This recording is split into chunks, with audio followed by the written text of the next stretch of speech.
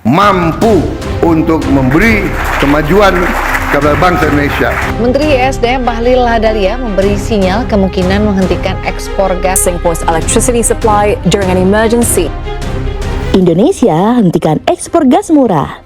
Singapura dan Malaysia terancam. Indonesia siap jadi penguasa energi Asia Tenggara.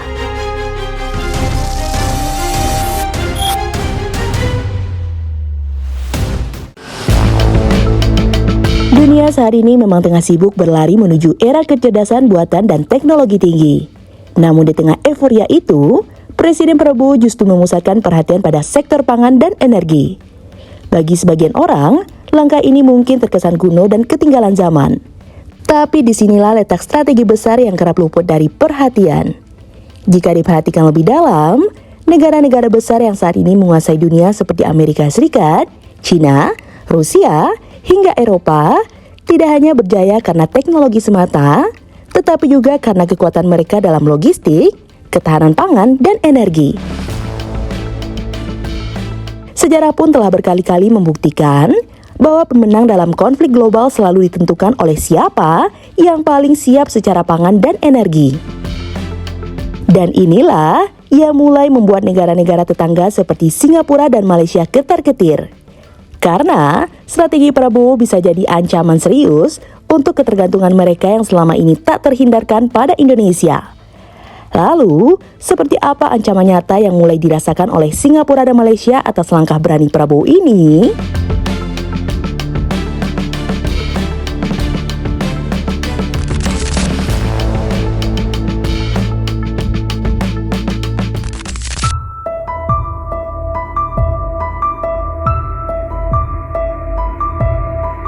Selama puluhan tahun, Singapura dan Malaysia telah menikmati kemewahan tersembunyi dari Indonesia, yakni pasokan pangan dan energi dengan harga yang sangat murah, terutama gas alam yang sejak lama diekspor Indonesia ke Singapura dengan harga jauh di bawah harga pasar dunia. Bahkan, banyak pihak di dalam negeri yang mengkritik kenapa Indonesia menjual gas ke Singapura dengan harga yang begitu rendah, sementara kebutuhan dalam negeri sendiri seringkali belum sepenuhnya terpenuhi. Bukan hanya gas, tetapi berbagai komoditas pangan seperti beras, daging, sayuran, hingga kebutuhan pokok lainnya banyak mengalir ke dua negara tetangga ini dengan harga yang relatif murah dan pasokan yang stabil. Ini menjadi fondasi kenyamanan dan kestabilan ekonomi mereka selama bertahun-tahun. Kini di bawah kepemimpinan Prabowo yang mulai menata ulang arah kebijakan pangan dan energi nasional, strategi ini perlahan dirombak. Prabowo secara terbuka ingin memperkuat ketahanan nasional dengan mengutamakan kebutuhan dalam negeri terlebih dahulu, serta berencana memperbaiki skema ekspor, termasuk harga gas yang selama ini diekspor murah. Saya minta izin dalam perencanaan kami ke depan, seluruh konsesi-konsesi gas yang ada di Indonesia, kami akan memprioritaskan kebutuhan dalam negeri, khususnya energi dan bahan baku hilirisasi. Jadi ini juga saya yakin bahwa negara lain akan agak sedikit merasa gimana-gimana begitu, karena kita sekarang orientasi kita harus memenuhi kebutuhan dalam negeri. Kalau kita belum cukup, mohon maaf Bapak Presiden, atas arahan Bapak Presiden, kami belum mengizinkan untuk ekspor. Tapi kalau kebutuhan dalam negeri sudah cukup, kita akan melakukan ekspor. Saudara-saudara sekalian, kita mengerti betapa penting energi yang kita butuhkan untuk melangsungkan transformasi bangsa kita. Kita ingin menjadi negara modern, negara maju. Kita ingin meningkatkan kesejahteraan bangsa Indonesia. Kita ingin menghilangkan kemiskinan dari bumi Indonesia. Langkah ini jelas membuat Singapura dan Malaysia mulai ketar-ketir, sebab jika Indonesia serius dengan kebijakan barunya, artinya biaya impor mereka akan melonjak dan ketergantungan pada Indonesia akan menjadi dilema baru yang sulit dihindari.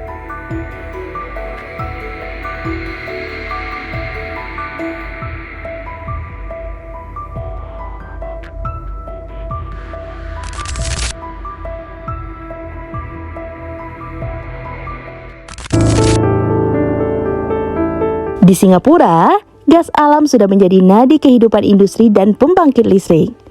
Lebih dari 95% kebutuhan listrik mereka bergantung pada gas, dan sebagian besar pasokannya berasal dari Indonesia. Ketergantungan ini begitu dalam, hingga Singapura hampir tak memiliki ruang gerak untuk mencari alternatif dalam waktu dekat. Kini, mereka tak bisa lagi bernafas lega. Jika kebijakan baru Prabowo berjalan, dampaknya akan langsung terasa, biaya produksi melonjak, harga listrik meroket, dan kestabilan sektor industri ikut terancam. Tak hanya Singapura, Malaysia pun berpotensi terkena getahnya, karena turut bergantung pada pasokan gas dari Indonesia. The Energy Market Authority will ration Singapore's electricity supply during an emergency, but this will be done as a last resort. Kenaikan biaya produksi akibat harga gas yang lebih mahal bisa menurunkan daya saing produk dan jasa yang dihasilkan, memicu penyesuaian investasi, bahkan memperbesar risiko bagi pelaku usaha yang beroperasi di Singapura. Efek domino juga bisa dirasakan di sektor keuangan, terutama jika sektor industri mengalami tekanan yang berujung pada perlambatan ekonomi.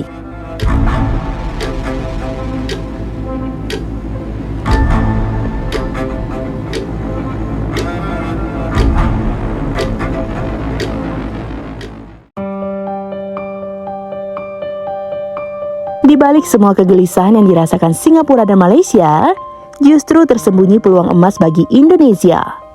Langkah Prabowo untuk mengamankan ketahanan pangan dan energi nasional bukan hanya soal mengurangi ekspor murah, tetapi membangun posisi Indonesia sebagai pemain kunci di kawasan. Dengan cadangan gas alam yang melimpah dan potensi pertanian yang luar biasa, Indonesia bisa menjadi pusat pasokan utama yang menentukan dinamika ekonomi Asia Tenggara. Jika strategi ini berhasil, Indonesia tidak hanya memperkuat posisi domestik, tapi juga akan menjadi pressmaker dalam perdagangan pangan dan energi di kawasan. Singapura dan Malaysia yang selama ini nyaman sebagai konsumen utama akan semakin bergantung pada kebijakan Indonesia. Ini bukan sekedar strategi jangka pendek. Prabowo tengah membangun fondasi agar Indonesia menjadi negara yang tak hanya kuat secara militer, tetapi juga secara logistik, pangan, dan energi. Fondasi yang terbukti dalam sejarah selalu menjadi kunci kemenangan dan dominasi sebuah bangsa.